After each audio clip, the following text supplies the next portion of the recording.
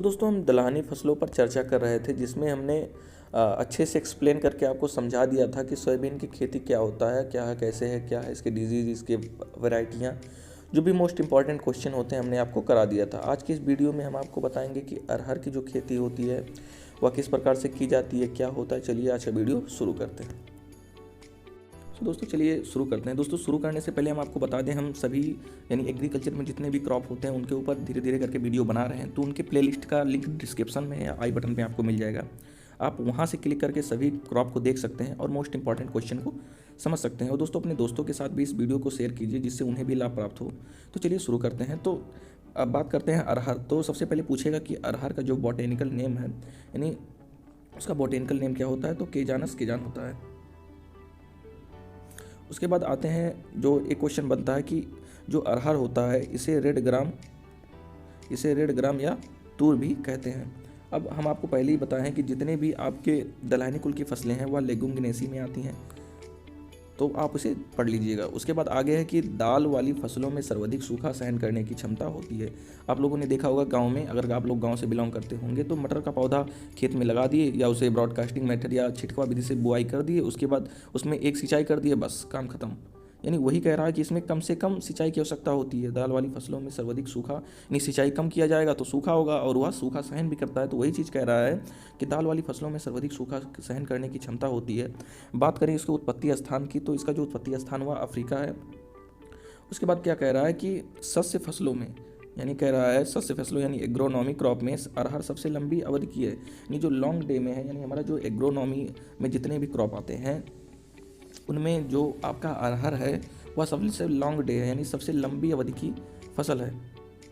उसके बाद देखिए आप यहाँ पे एक चीज़ कहा है, क्या अरहर का कटाई सूचकांक यानी हार्वेस्टिंग इंडेक्स 19% सबसे कम होता है। उसके बाद आगे है अंकुरण अंता भूमिका होता है। उसके बाद आता है कि इसका मुख्य कीट तूर होता है। जैसा कि अभी आपको हमने पहले बताया कि इसे क्या कहते हैं, तूर भी कहते हैं, तो इसीलिए इसका जो मुख्य कीट भी होता है वो तूर पोड फ्लाई होता है। आप लोग यहाँ पे देख सकते हैं कि इसका जो मुख्य कीट होता है या तूर पोड फ्लाई होता है।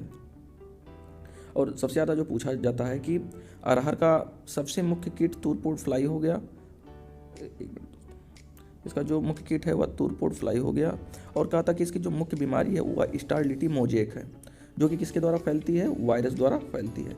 आप इसे कहीं लिख लीजिएगा या याद कर लीजिए अभी कि जो इसका मुख्य कीट है वह तूर पोड फ्लाई है, और इसकी जो मुख्य बीमारी जो इसका है वह है स्टारलिटी मोजेक, और किसके कारण फैलता है, वायरस के द्वारा फैलता है।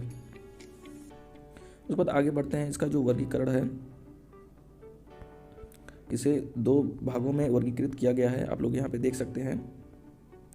जैसा कि अभी हमने बताया है कि अरहर का जो बॉटेनिकल नेम है वह केजानस केजान है, तो उसी के हिसाब से आप यहाँ पे देख सकते हैं कि पहले भाग में इसे वर्गीकृत किया गया है, क्या, केजानस केजान वेराइटी बाई कॉलर। तो क्या कहा है, इसके जो गुण है चलिए जान लेते हैं। तो यह बहुवर्षीय, लंबी व अधिक शाखाएं युक्त होती हैं। उसके बाद है दूसरे में, आप यहाँ पे देख सकते हैं कि केजानस केजान वेराइटी फ्लेवस। या क्या कह रहा है इसके बारे में, यह 1 वर्षीय वह पौधा छोटा होता है, या 1 वर्षीय पौधा है वह छोटा होता है, या दक्षिण भारत में उगाई जाती है। तो आप इसे समझ लीजिएगा, इसे पढ़ लीजिएगा। दोस्तों एग्रोनॉमी एक ऐसा सब्जेक्ट है जो थोड़ा रटने वाला हो जाता है, क्योंकि इसमें रटना, जैसे बीज दर है 12 से 15 kg अरहर में लगता है, तो आपको इसमें रटना ही पड़ेगा। बॉटेनिकल नेम केजानस केजान है, तूर पोड फ्लाई इसका कीट है, स्टारलिटी मोजेक इसमें रोग लगता है जो वायरस द्वारा होता है। तो इसमें कुछ यार समझने वाला है नहीं, तो चीज़ें बस आपको पता होनी चाहिए, आपको उन्हें रटना है। और ये भी नहीं कि एक दिन रट दिए और याद हो गया फिर छोड़ दें, ऐसा नहीं किया जाता है। आपको 2 दिन 3 दिन में इसे देखना रहता है, इसे पढ़ना रहता है, तब ये आपके दिमाग में बनेगा, नहीं तो दोस्तों यह दिमाग से निकल जाएगा। तो अब हम बढ़ते हैं इसका जो बीज दर होता है, बुआई यानी सोइंग और सीड रेट के बारे में। तो आप यहाँ से देख सकते हैं कि बीज दर या 12 से 15 kg प्रति हेक्टेयर लगता है, यानी 1 हेक्टेयर में 12 से 15 kg लगता है। कम लगता है क्योंकि बीज जो होता है पतला पतला होता है, ज़्यादा मोटा बीज नहीं होता है। उसके बाद देखिए क्या कह रहा है कि बुआई का उपयुक्त समय जून का प्रथम पखवाड़ा होता है, यानी प्रथम सप्ताह होता है। कुछ ज़्यादा ही शुद्ध हिंदी कर दिया यहाँ पे। उसके बाद दोस्तों आगे बढ़ते हैं, तो इसकी कुछ वेराइटियाँ की बात किया है यहाँ पे, इसके कुछ किस्में दिए गए हैं।